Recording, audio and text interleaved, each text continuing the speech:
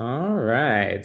Hi, everyone. Well, one thing I can tell you that's going on is our Ask Me Anything. So thank you all for being here. Hopefully you enjoyed the music there. My name is Joshua Elder. I'm Senior Vice President and Head of Grant Making here at Siegel Family Endowment. And once again, we are extremely excited to start off the new year here with our annual Ask Me Anything. And so excited that you'll get to hear from various members of our team as we talk about updates, strategy, and all the things that we are excited to support and do with many of you throughout the year. And so for today's agenda, we'll have welcome remarks by our President and Executive Director, Katie Knight, and then we'll have various members of our team go through the different areas of our work across grant making, research, knowledge and impact, as well as our external engagement. And then thank you again to many of you who have already submitted questions. And so you'll actually see some of those questions we've tried to bake into our presentation. But if you notice in the Zoom room at the bottom, there should be a Q&A chat feature there that you are able to put additional questions in. And we want to make sure just as much as we have time to present that we allocate a lot of time, as you can see, for following up with live Q&A. So feel free to put your questions in there as we go along, and we'll try to address as many of them as possible. And then we'll close out and kind of share where you can find us in the next few months as many of the conferences are about to begin. And so with that, I will turn it over to our President and Executive Director, Katie Knight. Hello, friends. It's great to see you all or to see your names in the webinar screen. I'm really grateful that you've taken some time to hear about our strategy. We started doing these Ask Me Anything presentations a few years ago and have found it to be a helpful and fun way to share updates on how we're thinking about our work this year.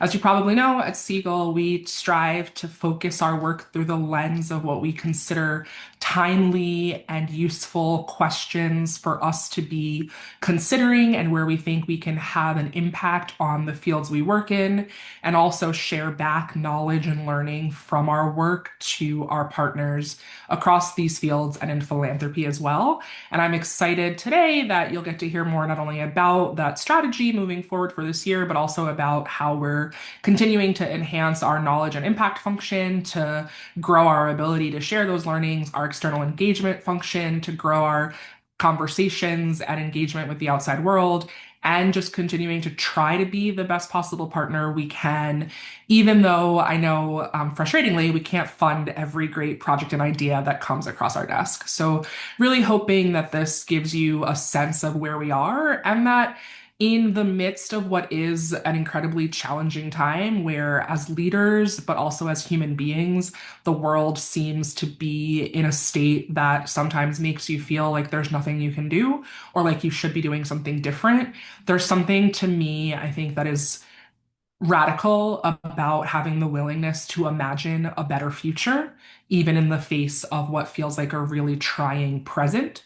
And we are greatly appreciative that you all are on this journey with us, and that as we try our best to be responsive to the state of the world, but also to have the stick to itness to stand behind our mission and continue to try to drive forward with the work that we're doing to improve people's access and opportunity and engagement with technology, to mitigate the risk and harm of pervasive technology, to do the things that we actually genuinely believe will create more opportunity for the future, that you're with us in this way and that we're sort of locked arms and walking together. So thank you for being here. Thank you for everything that you're doing, whether you're past, present, or future grantee. And thank you to my incredible team that you'll get to hear from today across the different elements of our strategy. They've done a ton of work to bring this to life, a ton of work to make it something that is shareable and understandable. And I'm just really excited for you to hear it. So I'll pass it back to Josh. Awesome. Thank you, Katie. Yeah, and so we'll go ahead and get started. And so I'm going to talk a little bit about the background as to who we are. I know some of you, this is probably old information. Either you've been to an Ask Me Anything for the last few years, or you've been a grantee of ours, or just in our orbit. But for some of you, this may be the first time that you have heard about Siegel Family Endowment. So wanted to give some context. And also forgot to mention at the top of this, this is being recorded, and we'll be posting this to our website as well as both the recording and the slides, because I know that's always a commonly asked question there. And so, who are we? So, Siegel Family Endowment, we are a foundation focused on understanding and shaping the impact of technology on society. I think now more than ever, we know that this is so relevant and timely given the world that we live in, and how rapidly evolving technology is. And so, to kind of narrow in on such a very broad mission, we focus on three core areas where we are actively making grants as well as supporting research. And that's within learning, work, and infrastructure. And both our grants team and research team will talk a little bit more about what that specifically means in each of those interest areas. And how we do that is really through this inquiry driven or inquiry based model of philanthropy, really thinking about funding initiatives, research, communities, and others that are thinking about how to tackle some of society's most pressing challenges and looking at the lenses of cross intersections through learning, work, and infrastructure there.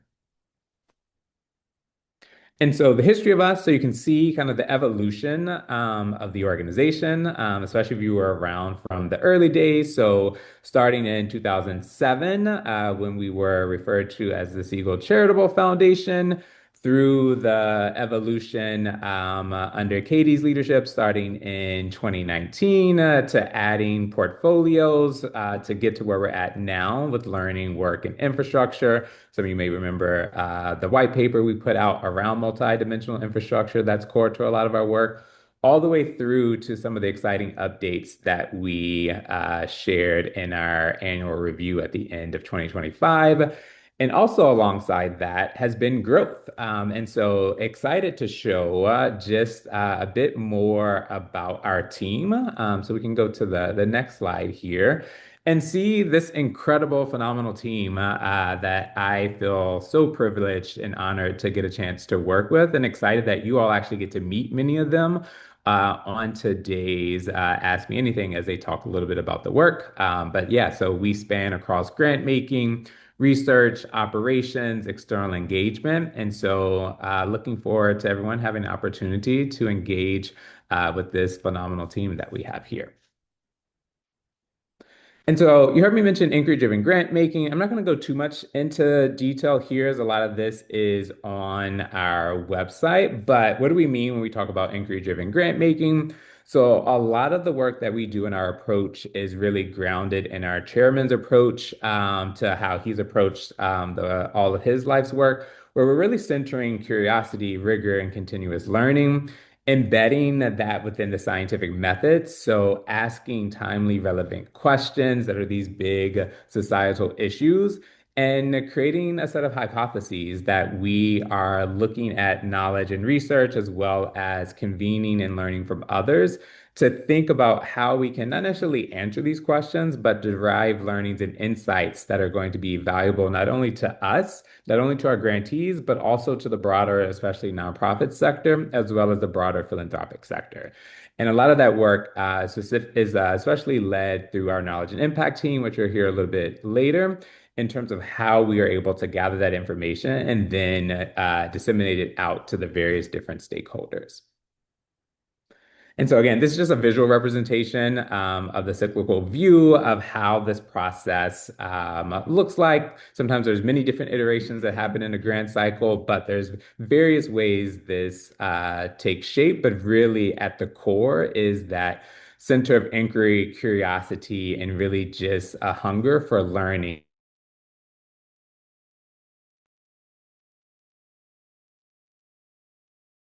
To the next slide.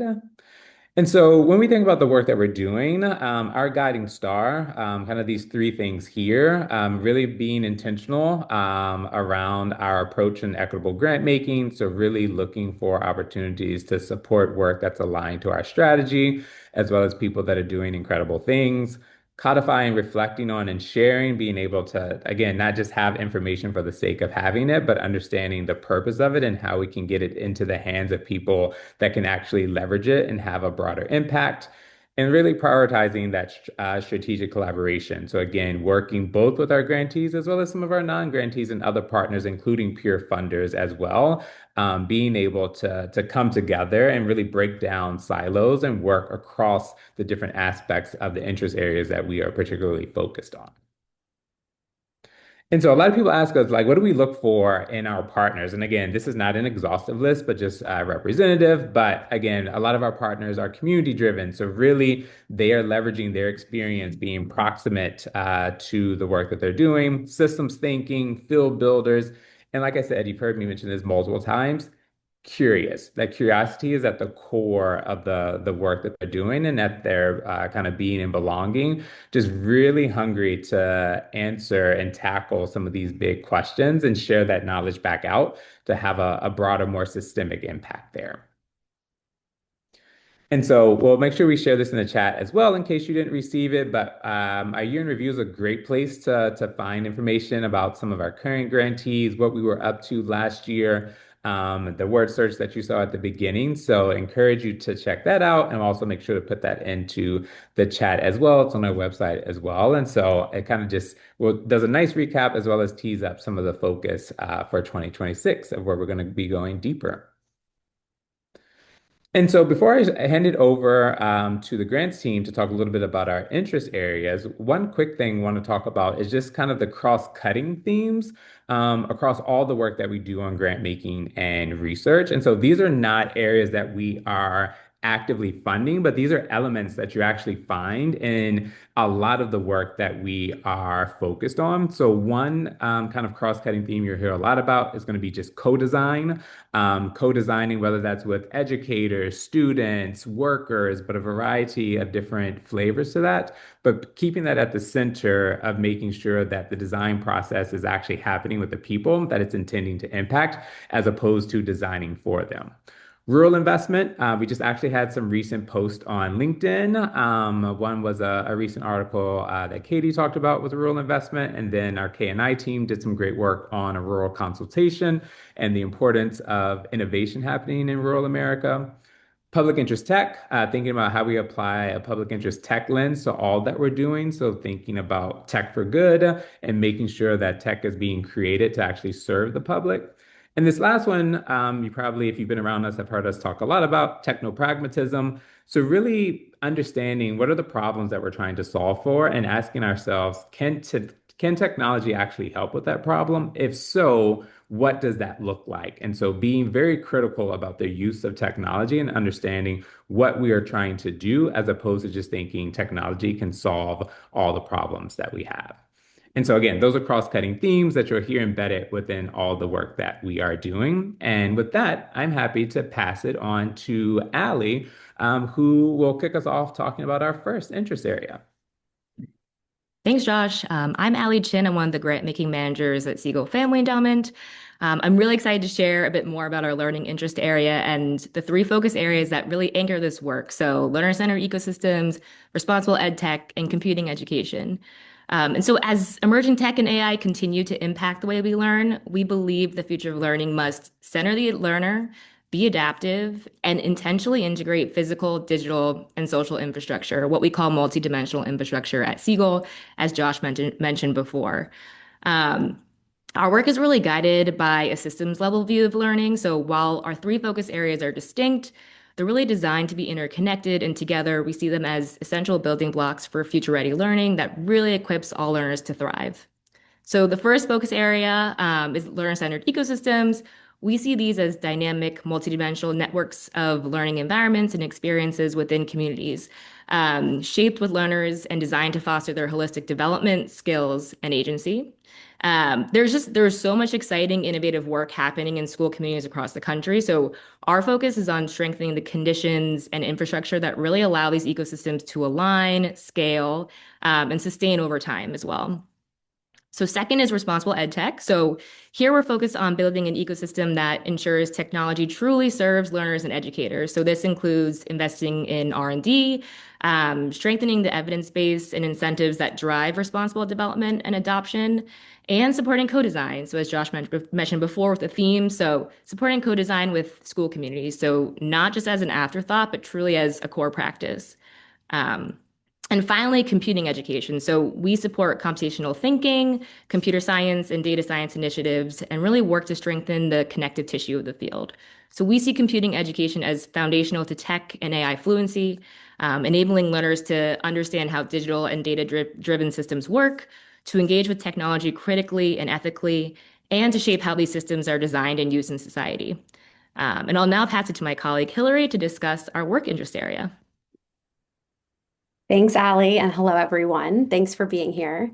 I'm Hillary, one of the grant making managers here at Siegel, and I will share about our work interest area. This year, we're deepening our focus on emerging technologies in the workplace, which are shaping the experiences of workers as well as their communities.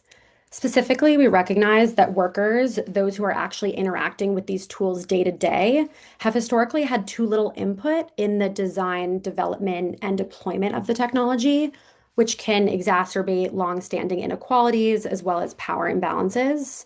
So, through our work portfolio, we have a renewed focus on building partnerships with those who are bringing worker voice and worker experience to shape how emerging technologies, including AI, are transforming work in ways that strengthen job quality, improve worker experience, and increase equitable opportunity. For grant making, we're focused in two key areas for this year. First, we're supporting research that is worker informed and that generates insights on how emerging technologies are reshaping work power and opportunity. Our intention with this research is really to go beyond analyzing the sheer displacement of workers and which jobs are at risk, though we do closely follow this research from partners in the field. And through our research partnerships, including through grant making as well as our research fellows program, which we will discuss a bit later, we aim to better understand how workers can both shape and leverage technologies themselves. And additionally, we're interested in pilot programs that co-design or test technologies with workers, focusing on real-world contexts or particular sectors that can illuminate insights. And we see these pilots as complementary to our research efforts and hope to play a role in convening the partners who are working across these areas to improve conditions for workers and their communities. I'll now pass it on to our grant making manager, Evan, to discuss our infrastructure portfolio area. Great. Thank you so much, Hillary. Hey, everybody. I'm Evan. I'm going to be talking a little bit about our infrastructure portfolio today. The We Believe section, I think really the main takeaway from there is that we are seeing our infrastructure, especially as it relies more and more upon technology across all its dimensions, really often not evolving in ways that are designed to work for everyone. And so with that in mind, we're asking questions around how we can lean into things like community-driven design, community-driven governance, and stewardship models across the different dimensions of infrastructure to reorient those systems towards equitable participation, trustworthy technology, and resilient civic knowledge, again, with an eye on the future. And so to address this inquiry, we're working through two key areas. Those of you who have worked with or spoken with Siegel in the past may recognize the language of civic knowledge infrastructure carrying over from last year. Really what I want to call out here is that we're continuing to root in supporting shared information, local context, and the institutions that support these, while really emphasizing relationships and community rootedness, and always with an eye on this end goal of supporting people and being able to meaningfully participate in and shape the systems on which they rely. And so we think of this as looking like approaches which might strengthen or support local capacities, institutional networks, perhaps even digital platforms that allow communities to build and steward their own civic knowledge infrastructure systems. On the other hand, newer language this year for us is this inquiry area around emerging technology development and governance. This inquiry area is really meant to be sort of responsive to this almost tectonic shift that we're experiencing right now as the rise of AI and the infrastructure that is going to be supporting AI. All this digital infrastructure and our information environments are really just outpacing responsible innovation and governance models. And so we want to focus our learning on discovering or supporting alternative or sort of non-dominant models of governance, oversight, accountability, responsible development. What are the financial and other incentives that we can align more to our mission and values, and then sort of more public spirited mission and values. But again, always coming back to that community involvement and co-design piece, which is core, as Josh mentioned, not just to the infrastructure portfolio work, but really just our work broadly. And so with that, I'll pass it on to our Senior Vice President and Head of Research, John Irons. Great. Thank you, Evan. Hello, everybody. My name is John Irons. As Evan just said, I'm a Senior Vice President and Head of Research here at Siegel. Many of you are familiar with our broad approach to research, which broadly aligns to our mission to understand and shape the impact of technology on society. We aim to develop knowledge, to generate actionable insights, and to support research networks. We sometimes call these the 3 N's, despite the fact that 2 to 3 words don't actually start with the letter N, but it works phonetically. We do this through grant making to research institutions, through our fellowship program, which was mentioned earlier, and by deepening our internal staff capacity as well. At a broad level, we focus on research areas at the intersection of technology and the social sciences, focusing on topics around intelligence, information, innovation, design, decisions, and development, and their intersection. I want to highlight just some of what we're up to in terms of supporting research endeavors. First, as I mentioned, we make grants to support research. For example, we are pleased to continue to support, and last year to rebrand, the MIT Siegel Family Quest for Intelligence. This is an academic center that conducts research at the intersection of human and artificial intelligence, some really interesting work there. We also supported the launch last year of the Open Athena project, which provides in-kind support to academic researchers in the form of high-end compute and AI software engineering. And we also support many research centers, both in and out of academia. And we do this primarily through general support of the research endeavors, rather than, say, picking specific research projects to fund. Secondly, we launched our 4th cohort of non-resident fellows who work on a wide range of topics at the intersection of technology and society, and I'll show you them in a second. Third, we have built over the last few years some internal capacity to both conduct research projects, to engage with research communities, and to build support, or to support many of our grantees in their research endeavors. And importantly, this is not just research-oriented grantees, but grantees who work on a range of topics. We have some research agenda that's associated with their work. Finally, stay tuned for more projects in the coming year, including culturally relevant ed tech and on physical infrastructure in a digital world. As an organization, we are also keeping an eye on many trends surrounding the impact of emerging technologies. Here are just a couple examples of what we're paying attention to. First, we're watching the impact of federal cuts on research to our grantees and to the research community more broadly. Many of our research-oriented grantees have seen grants canceled and opportunities narrowed. We also recognize that philanthropy cannot fully fund the funding gaps that we are all experiencing. Second, we're keeping an eye on the labor market impact of AI.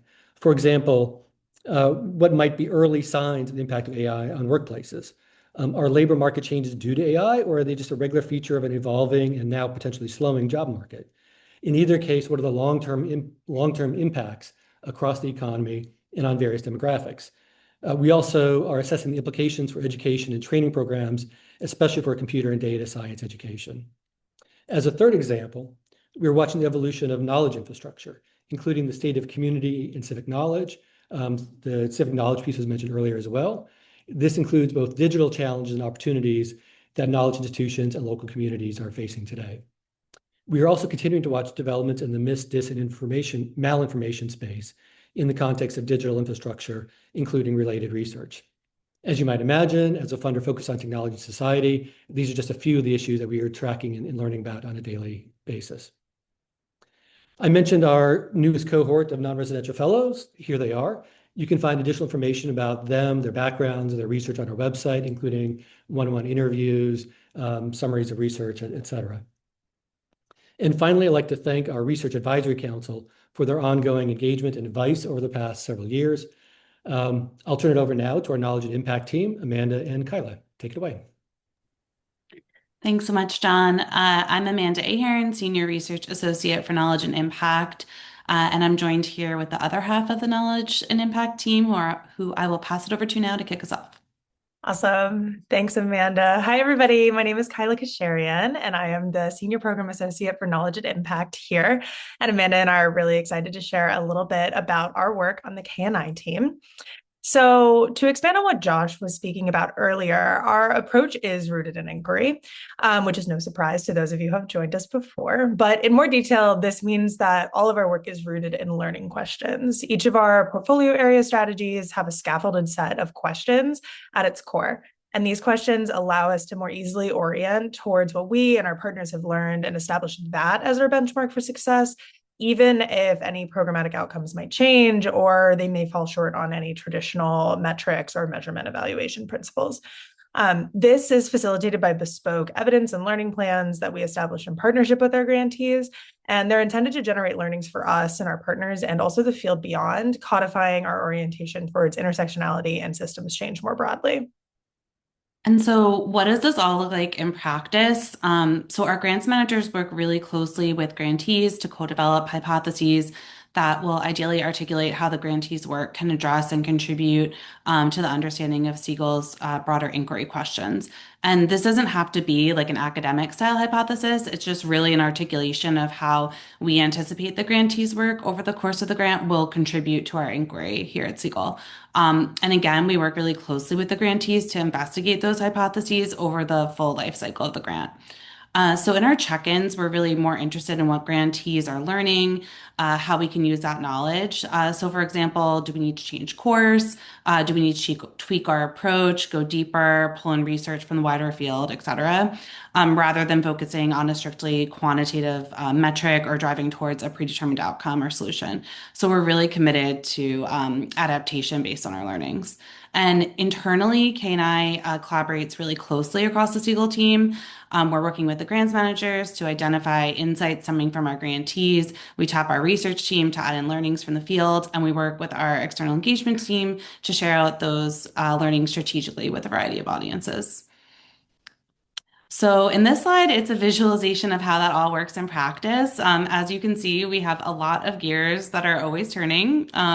And so the K&I system involves developing learnings across our inquiry areas, along with analysis, synthesis, and sense making. And we're working towards developing ideally robust insights that hopefully push our own strategy forward and provide meaningful and actionable knowledge for the stakeholders in our ecosystem. And this work isn't static. It's ideally quite dynamic, as we recognize that we're really working in complex systems. Yeah, and to help us sense make between all of those gears, this year we've launched a new learning framing geared towards enabling cross-portfolio insights, sort of as Amanda was mentioning. Last year, the vast majority of our grant level questions were focused on ecosystem building. And while we still think that's super important and a place where philanthropy should be prioritizing, we may have been jumping the gun a little bit. There were elements that needed to be uncovered and acted upon in order to effectively build the ecosystems that facilitate that systems change. And throughout the grants last year, our grantees helped us identify what those elements were. And we were able to aggregate them under 3 buckets, which are conditions, incentives, and evidence. And for the purposes of this framing, we see conditions as foundational enablers and prerequisites for a supportive environment, incentives as levers that drive decision change, and evidence as proof points and further evidence for the field. We believe that each of these buckets is intersecting and overlapping, and have already seen that as you uncover one may uncover others. We also see these as being non-sequential. We don't have to move down the line. We can start at any entry point depending on the grant. And we're okay with that level of variance and variety because we're hoping to use this as a tool for understanding, not as a concrete taxonomy. So hopefully in this slide, you'll be able to see how the different sub-portfolio questions really bundle back up to that CIE framing that Kyla was just explaining. So our questions are developed intentionally to focus on the conditions, incentives, and evidence across our portfolios and sub-portfolios to help us draw those intersectional insights that Kyla was talking about.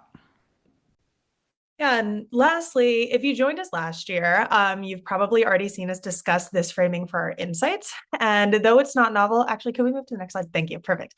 And though it's not novel, it's been extremely helpful for us to push our observations past just being rote observations and towards true learning that's more impactful. So each observation or learning that comes from the grants or the field is run through this set of questioning steps. First, what did we learn? What's going on here?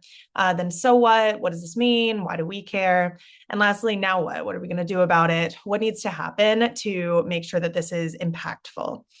One new layer that we are adding this year and trying to be pretty explicit about is the overlay of for what.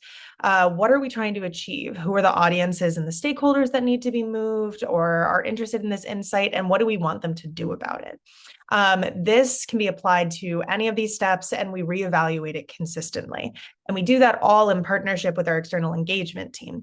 So I'll now pass to a member of that team, Laura Maher, to speak a little bit more about that work.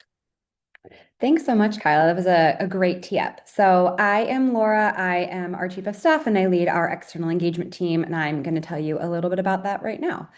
So as Kyla mentioned, our broad mission as a team is to connect transformative ideas with really targeted stakeholders who need to hear them so that we can catalyze change. We believe at its core, communications is about behavior change, individual and collective.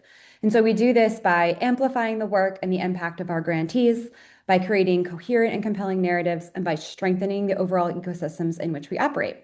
So one specific thing to call out this year is that we're formally defining our external engagement, not just as our impact communications, which of course we will continue, but also about proactively building new narratives about what we think should be possible of and with technology. We've done this for years. We're now codifying it more with a strategy around the narrative infrastructure that we need to build and how we plan to build power alongside our communities to achieve this shared vision of a paradigm shift. So be on the lookout for more information about that. Although, in fact, I did see, and I'll hear their AMA part, is that there was a question in the chat about just examples of media storytelling and narrative change we're enthusiastic about. And so, like I said, this is going to be a bigger part of our work this year. We're really excited about the space between the doomers and the gloomers when it comes to emerging tech and AI, and just how do we build space for pragmatism and for alternative voices that are increasingly concentrated in the story marketplace. And I guess just really specifically, we had a wonderful engagement alongside 55 coalition partners this year at Sundance called the Solidarity House, which I will put in the chat after this. But again, this is just about the power of independent storytelling and finding a wide range of stories about how tech can serve us that is not just either utopia or dystopia. So super excited about that. On the right-hand side of this slide, you can see our communications tools for the year. And again, two things to call out. One is focusing a little bit more surgically on which stakeholders we're trying to reach. So we can pull up the chairs in the metaphorical and physical room where it happens. Thank you, Lin-Manuel, for this Hamilton reference. But just really ensuring that we are able to get our partners' voices heard in the venues that they need it the most. And the second thing is working with funder collaboratives, Humanity AI, the Public Tech Fund, Opportunity AI. What can we do and what can we build to go further in terms of both the narrative and the futures we want? So there's going to be more information on our website about that under a new page called Allied Projects. You can check that out. And then I know we've got some questions about Humanity AI that have come in through the Q&A, and we will answer those momentarily. But just want to run through two more slides before we open it up entirely. The first is you spoke, we listened. So every year we do a survey of our grantees, a qualitative survey that is conducted by a third-party author. So we are not present for these, but she's able to give us feedback about how we're doing as a funder and a partner. And so the full text of this will be available on our website either today or tomorrow. So I won't go into this, but just a few things to call out on this slide is that we're trying to be even more transparent about our funding decisions and process this year. So there's a few new sections on our website, one including the what and how we fund page, which will have really more detailed information about our grants, numbers, timelines, that sort of thing. And I believe we'll pop that into the chat here. And then, like I mentioned, the Allied Projects page, and just a few more ways that we're trying to be as transparent as possible. And then finally, these are the places that we will be over the next couple of months. So please, please, please reach out, find us. This whole presentation is being recorded and will go online. So if you need to follow up with these, grab a screenshot or we can send this out afterwards. But we would love to connect with people while we are out and about and, hear what everyone's up to. Great. With that, we're going to move over to the Q&A. So let me switch my screen here to pull up some questions. So we did receive over 100 pre-questions. So thank you, everybody. And I see a bunch are coming in. So I am going to kick us off with a few, and then I will just try to traffic direct here a little bit so that we know who's answering. So let's go with the first couple which came in through the registration survey. So I guess I'm going to give this over to Josh. So to dig in a little bit more specifically about our priorities and strategic direction, what types of projects are best fit for Siegel? Exploratory research, pilots, systems change, direct implementation, and then what distinguishes organizations that become strong long-term partners? So, oh, Josh and John together. Ah, look at that, the magic of being in person. No, such a great question. And I think my answer is all the above, right? I think for us, there's no cookie cutter type of grantee that we are looking for. I think if you looked at our current grantees, you'd see organizations at various stages of maturity in terms of the how long they've been established, how long the leader's been there. I think for us, we are really interested in people, again, going back to what's at the core of that curiosity and inquiry, really thinking about what is it you are trying to address? Like, what is that problem and what's your solution? I think for us, we are really oriented towards systems change. And I know the challenge about being oriented towards systems change is that that isn't something you necessarily are going to solve for or see drastic progress in a year, 2 years, or 3 years of a grant duration. And so that's where we're working with our knowledge and impact team to kind of right size how can we show the needle is moving in the right direction. But I think for us, very interested in things that are early stage ideas. How can we test them and see what's working, what's not working, iterate, do it again. But I think that's just the value of the conversations and the relationships that we build. I know I've put it in the Q&A section as well, but I will just re-emphasize, we really do read through all the contact us forms that are being submitted. So in addition to our proactive sourcing, the work that the grants managers are doing, attending conferences, which we make it known where we're at, we're in the apps, looking at people are messaging us. But it is looking at the great work that people submit and trying to see if there's alignment. I think what Katie referenced at the top, the hardest part about the work that we do is that we're not able to fund everyone. And so making those decisions and trying to align it with the strategy there, but really excited to hear more about what people are doing as we are actively kicking off the grant making cycle this year. Thank you, Josh. All right, this next bucket of questions, I'm going to pull a few from the registration and a few from the chat, but are around AI and tech in education, notably the role of AI in K-12, some questions about underserved learners. How do we think about indicators for responsible AI in learning environments? How do issues like data quality bias, representation, and inclusion factor in our strategy? And then just kind of our thoughts on implementing AI in public schools. And so, Evan, I'm going to hand this over to you to address. Thank you. Great. Thank you. Yeah, as Laura said, we got a lot of questions on some of these topics. So I want to try to address as much of it as possible, but just bear with me. There's a lot to get to here. I think though the most important and first thing that we want to say about this is that from the perspective of our work in computing education, we really remain staunch believers that AI is a component of CS, and that if you are truly trying to help students to be critical consumers and builders of AI, that really does require some baseline computer science knowledge. And so with that in mind, and how we're also thinking about computational thinking and data science under that whole computing education umbrella, we really see any approach that is going to tackle AI literacy, the best version of that, as being grounded in these other competencies. So again, computer science, data science, and computational thinking. We are also building and implementing our strategy around approaches that are rooted in equity and which allow and support and encourage all learners to build these skills. And so that's just sort of like baked into what we're trying to do in this work and really across like all of our work. We are always like keeping that equity framing.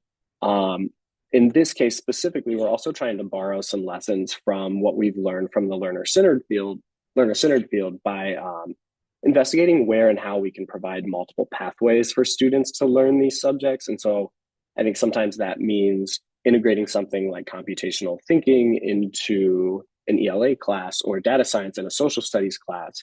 So some of that core subject integration. But in other times, it also looks like standalone courses, whether it's APCS or whatever the case may be. But ultimately, we think it is going to require a mix of both of these so that every student has the opportunity to be exposed. And then those students that have a great interest in or aptitude for some of these skills will also be able to go deeper. And so we're looking at different ways to support students to have access to those multiple different sort of pathways. I'll also note that things like investigating bias, data quality, representation in data, those are also sort of like table stakes questions on if we're going to continue to engage in a conversation. Like we address that in a first conversation. And so anything that is around an AI tool, especially in the classroom, like we want to be very clear that it's important that whoever we're working with has meaningfully addressed those sort of considerations. That said, it is fairly rare that we're directly supporting an AI classroom tool. But if we do, to sort of get to some of these questions around like what we see as indicators of responsible AI, some of the things that we've come to believe that are really strong signals for us are, I'm going to say, again, processes that embrace co-design, that generate meaningful input from teachers and learners, validation via like a safe test bed environment before any like genuine classroom deployment. And then again, just referencing those questions that we addressed a second ago around like bias, representation and data, training, et cetera. Having said all that, Ali, is there anything that you would add from your perspective coming in from some of the ed tech work? Yeah, I mean, I think the only thing I would add is just kind of Josh talked a bit about it before, but just really from the get-go, like what is the problem they're trying to solve, and is it clearly defined, and with the solution, like can and should technology be used, and technology specifically AI as well, and if it is, then and you mentioned this too, just centering communities throughout the design and development, and what exactly that looks like too, and so that's the only thing that I would add from that point.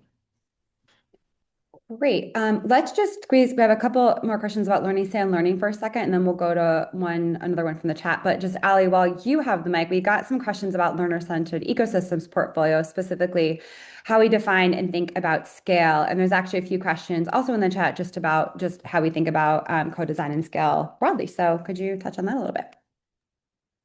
Yeah, absolutely. So at Siegel, we think about scale in a couple different ways. So we can think about it going deep in a sense, and we can also think about it going wide too. And I think, for example, when we were thinking about learner-centered ecosystems, going deep can mean deepening impact within a system or strengthening connections and infrastructure within a system to align it better. And so it really is thinking about what our partner is looking to learn in that sense. And I think we also partner with other organizations that are trying to go wide or think about sustainable growth. And so on that front, that can look like scale across a state. It can look like scale across a region. I think most importantly, it's just really about what scale looks like within the context of the community and what really is right for them within that context too. And so we don't define scale in one way. It really can mean multiple different examples of going deep or going wide, and that's kind of how I would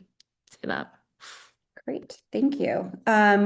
Let's jump to a bunch about community AI here. I see we've got Katie back on. So between Katie and Josh, yeah, maybe just give folks a little bit of updates about the status of our grant making strategy and then anything else you all have learned in your recent meetings. Yeah, I'll take that or to start. So, as I'm sure everyone knows, Humanity AI was a recently announced effort with Siegel and several other philanthropic partners to put several $1 million, approximately $50 million, into a pooled fund over the next few years, but also, and somewhat more importantly, to align about $450 million of our own individual grant making as organizations with this Humanity AI mission. As I'm sure you can imagine, that's been a fun and complicated process that we're engaging in across the philanthropies, and I will admit it's taken us a bit more time than we'd hoped to get that aligned funding question sorted out. I think particularly the thing that people most want to know is how do we apply for that aligned funding?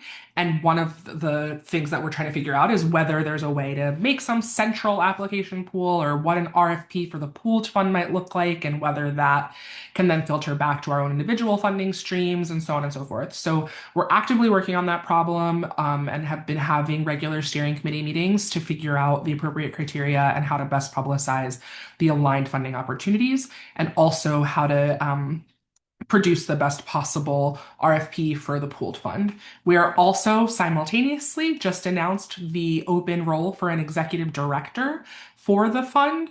That person will be responsible for helping wrangle the many funders that are involved, for overseeing the pooled fund, and for also helping us with our aligned funding, making sure that it is true to the mission that we've established. So all that just to say that it will likely be a couple more months before you see an announcement go live with an RFP for the pooled fund, and more specific details on what sort of grants we're looking for. In the meantime, the updates that we've recently shared about sort of our interest areas and priorities are still relevant. And I think particularly I'd point folks' attention to thinking about the ways in which sort of more technical solutions, tools, opportunities to really translate the vision of more people outside of the tech world bubble being able to influence AI decision making, whether that's how it's implemented in their own local communities through governance, et cetera, or whether it's building their own tools as alternatives to big tech tools, are two really important considerations that I would have front of mind that I think we're, from the Siegel angle, really promoting within our relationship with the rest of the funders at the table. Great, thank you. Kind of sticking with the more of our infrastructure framing, we had a few questions come in about the infrastructure portfolio.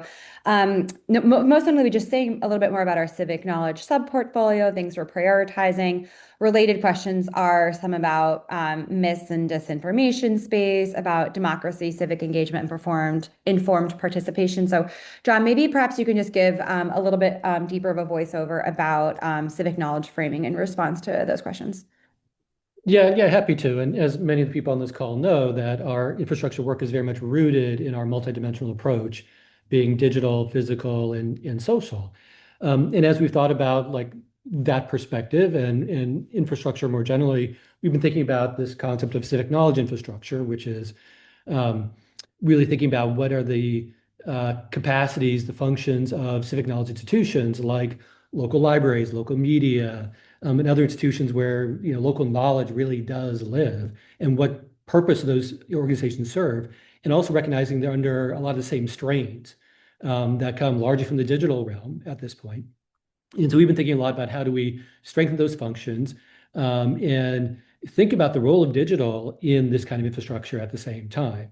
And at the same time, we're also thinking about like how do you really do that in a way that's led by local communities, recognizing that these kinds of institutions, these kinds of functions look very different in different places as well. So we're trying to strike a balance between community engagement, building something potentially new, strengthening what is already there, and doing that in a way that kind of recognizes the value that these institutions have. So at the moment, we're still thinking this through.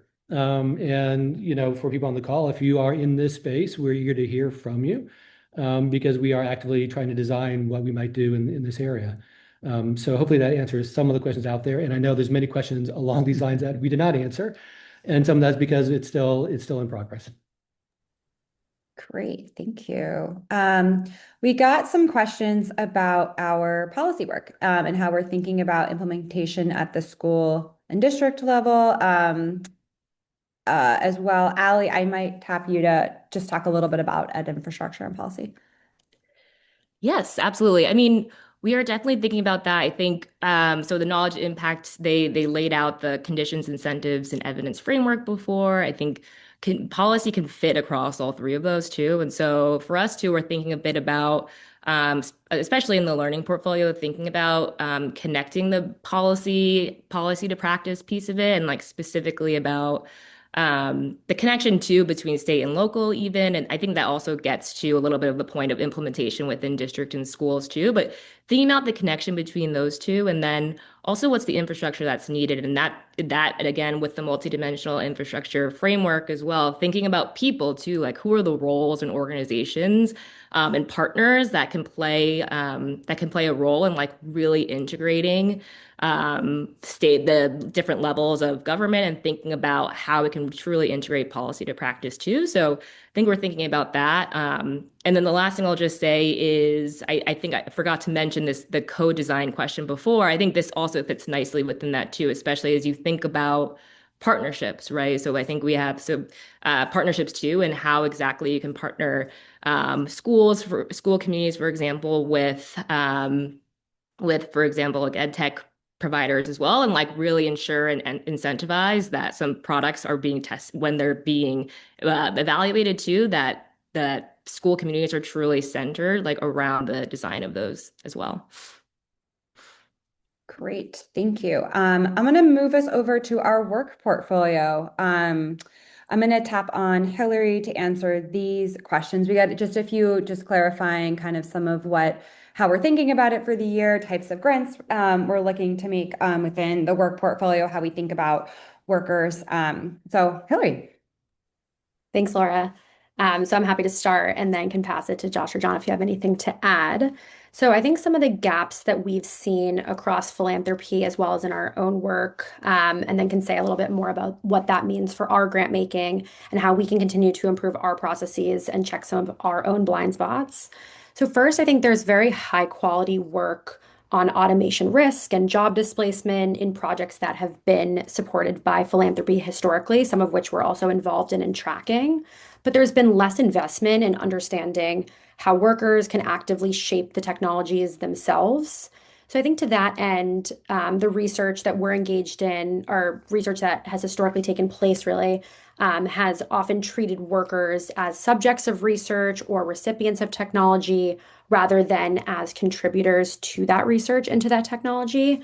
And then another gap was limited support for work that really bridges research and practice. And we see strong analysis on one end and then promising pilots on the other, but not enough connective tissue between the two, and especially efforts that generate learning across sectors or translate worker informed insights for the broader field. So across both research and pilots, we're particularly excited about partnerships that are grounded in real worker experience and that can contribute learning back to the broader field, not just to one single organization or one single use case. I also saw there were some questions in the chat about how we're defining workers or if we're focusing on specific sectors. We're not limited to any specific sectors, recognizing there are implications across the entire workforce from entry-level workers through later career workers. And we really look for partnerships, as I had mentioned, that focus on bringing worker voice and experience into research and pilots about the impact of technology on the workforce. That said, we also track specific sectors where we are seeing notable shifts or growth, and that some of that work is in partnership with our research team. Great, thank you. Josh and John, good that you're together because we have some questions that touch on how our research and grant making teams work together. Specifically how are we synthesizing some of the research of our research advisory council and fellows into grant making and vice versa, how that influences how we shape our questions and our process. So I would love to turn it over to the two of you just to talk a little bit more about how y'all work together. I mean, I don't know if we need to say much more. I mean, we clearly are right here together.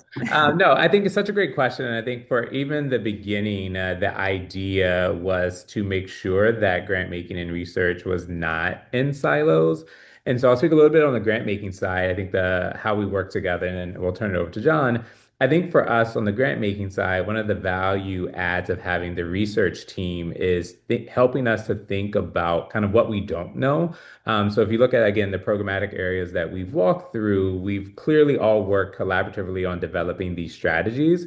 But with the grants team, once we start getting in deep with grantees and trying to understand the work that's happening, building the relationships, aligning it to strategy, it's so value additive to then have a research team that can also help bring in additional, whether it's landscaping information or other things that are going on outside of that particular grant to help us make connections and vice versa, right? Things that we are seeing at the individual level with some of our grants, being able to say, hey, I wonder what's actually going on in the broader world of like learner-centered ecosystems or responsible ed tech. And so that sharing of information, I think, makes the work so much stronger. And also being able to leverage the research kind of expertise and knowledge to our grantees. So having calls, office hours, being able to bring in their viewpoints and the criticality that they bring because of their background has just strengthened the work so much. Yeah, no, I would agree with that. And just to remind people, like we're not super huge as a foundation. We're about 14, 15 people here, right? So we oftentimes hear us talk about the research side or grant side, but it's not that many of us here. So we are in constant contact a lot of the time. But I think a lot of what we aim to do is not just have research for the purpose of our own internal learnings. You see a lot of foundations where they might have an internal research team or a strategy team, but the findings really don't make it outside the building in a lot of those cases. So a lot of what we try to do on the research team is to work with Laura and her team on the external engagement team, work with Josh and his team to ask questions, to probe, to find where there might be insights from our grant making or our research partners. And then best we can, try to share those out through various different mechanisms by going to conferences, publishing things various places. So what we hope to do is just like utilize different ways of thinking about different kinds of topics to draw connections across our areas of work. You might not think that education and infrastructure are related, but the way we think about it is they're very related, and we can help on both the grants team and the research team to make those connections. Great, thank you both.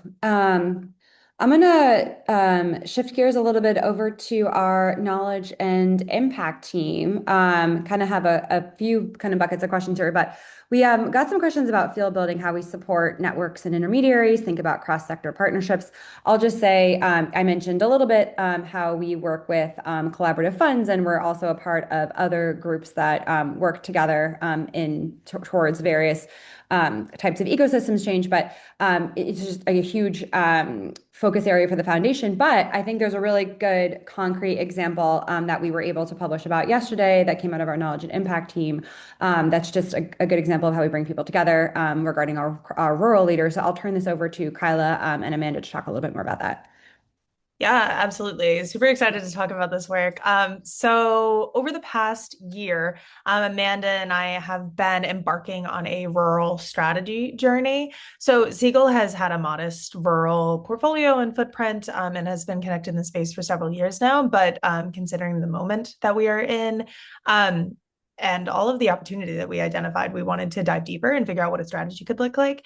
And the approach we took for that was consultations and convenings. So we have been really intentional about making this a field building effort. Over the past year, we set up a convening, or three separate convenings rather, with folks from rural areas. And that included everyone from our existing grantees to intermediaries to journalism institutions, grassroots organizers, peer funders, academics, all sorts of folks, and convene them 3 times.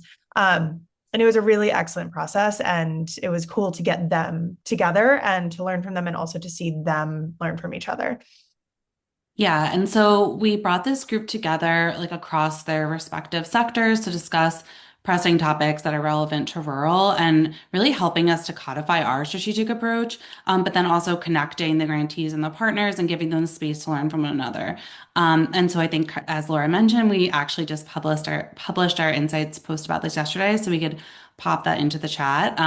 But we've really through this whole process have really uncovered a lot of ways that we can all work together and kind of push this work forward in the coming years. So stay tuned for more news and updates about that. Yeah, and actually, in that similar vein too, there was a question about just some of the community strategies or efforts that we've seen be really effective. And I know we have a number of grantees that work in rural. I don't know if you want to talk a little bit about those grantees or what their goals are. Yeah, absolutely. I think there's so many people that I could name. I think there's a lot of really interesting research happening right now. I'm thinking of Maya Wolachem at Data and Society and Desmond McNeely at the University of Florida of thinking about the impacts of technology and post-industry gaps in rural communities. So that's super exciting work. And it's great to see funding towards academics in rural spaces. I'll also note Corey, one of our longest term grantees, excellent partners over there. And they have a footprint in so many different kinds of rural communities. And the perspectives that they're able to aggregate are it's so vital. So we've learned a lot from them over the years and are really excited to continue pushing that partnership forward. Amanda, is there anything that you would add? No, I think you covered it. I see we're getting close to time, so I'll pass back to Laura. Yeah, don't worry. We've got a little bit more time. I know, recognize some people might have to jump, but too, we're going to be able to be on for about another 10 or so minutes. But for just one more knowledge and impact question while you all have the metaphorical floor. Just we did get some questions about metrics, assessment, how we think about uh, the what we've been able to do alongside our grantee partners. So could you been touching on a little bit of your presentation, but if you could just address that more specifically. Amanda, do you want to take first pass?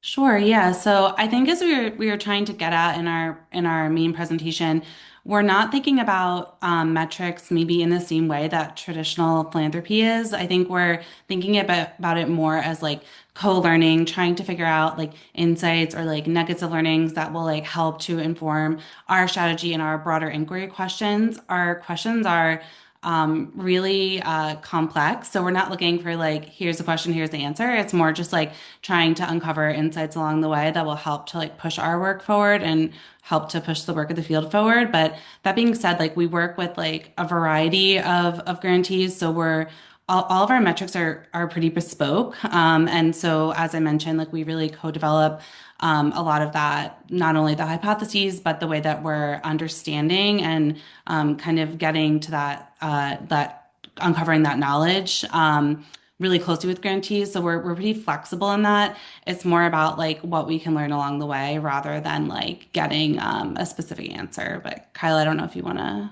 hop in there. Yeah, the only thing that I'd add is just to sort of double click on the element of co-design that's in this. As it has appeared across our grant making areas, it's also appeared in our work. From the jump, Siegel has always been very collaborative in the way that we've designed our grants. We've always asked for grantees to tell us what they're going to do rather than the other way around, because we try to lead with questions rather than answers. And we try to stay curious in all that we do. And you'll be able to hear a little bit more about this work. We have a forthcoming white paper talking more about this. And we've been collaborating with Data for Philanthropy on the emerging science of questions. There's already some blogs up about that. So when we're thinking about metrics, it's more so thinking about the question and how we can continue to iterate collaboratively with our partners.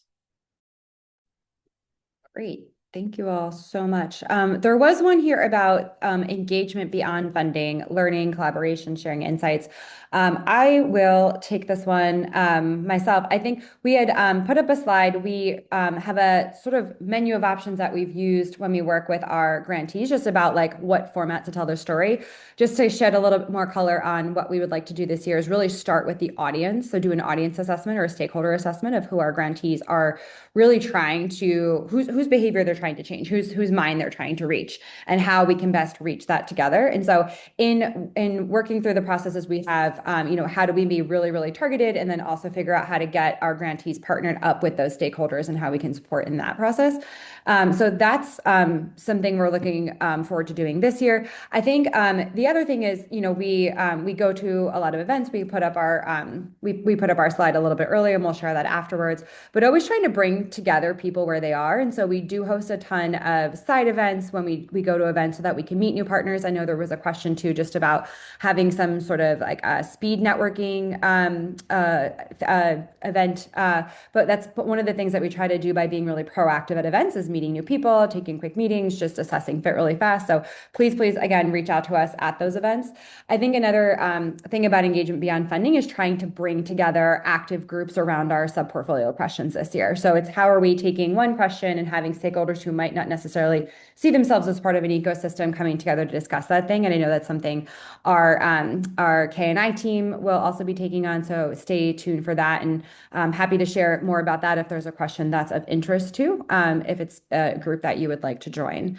So I hope I answered that question. I have a few minutes left. I know we're working through some more questions in the Q&A. I also just wanted to name too, so specific questions coming through about particular fit, we can address one-on-one later or offline, or you can use the contact us form to submit that directly to the grants team so they have a little bit more time to sit with that before they respond. So we are acknowledging, we are copy pasting everything as it comes in. So we have received the question, but we just won't have time to answer it live. I think another question maybe we just pop to right now is we did have some questions about how we form our strategy. So how we go from, having a ton of options about like which questions we're going to pursue in a year to turning that into an actual question that we are going to proactively source against. So maybe I will turn this over. Who would like to take this question? I think maybe somewhere between Josh and John, and maybe Kay and I, since you Sure. are two of our stakeholders involved in that. Yeah. Yeah, no, and great question. I think in terms of the way we've been doing it, so a few different ways. So one, I mean, I think the value add of having such a robust team and the growth that we've seen is that we are all bringing in a variety of experiences. And so our strategy process is very collaborative, both internally and externally. So at the end of each year, there's basically an evaluation of just thinking about what has happened, what have we learned, what haven't we learned, what are the tweaks and adjustments that we need to make. I think one of the greatest attributes under Katie's leadership is her encouragement and support for us that strategy is not a static domain. It's constantly evolving as the world and society we live in is constantly evolving. And so a lot of that is internal work of us working together and then field testing that both with our current grantees, getting feedback. We're constantly asking questions and getting feedback throughout the grantee engagement process.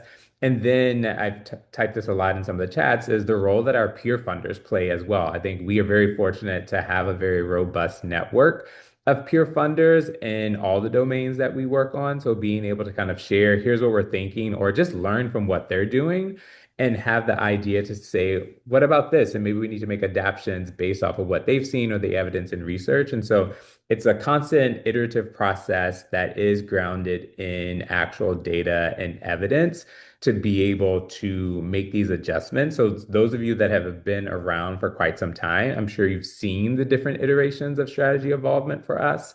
And so it's a constant process that happens, but again, never static. As well. Again, the hardest part is that we have to narrow down having such a broad mission of understanding and shaping the impact of tech on society. Even with three interest areas, there's still so much that is extremely important. But having that strategy allows us to narrow down. But I don't know, John, anything else on your side there? Yeah, no, I mean that all is makes sense, is right, is how we approach it. I'll just add two other pieces. One, just to acknowledge that the word strategy, if you talk to five foundations, you get five definitions of the word strategy.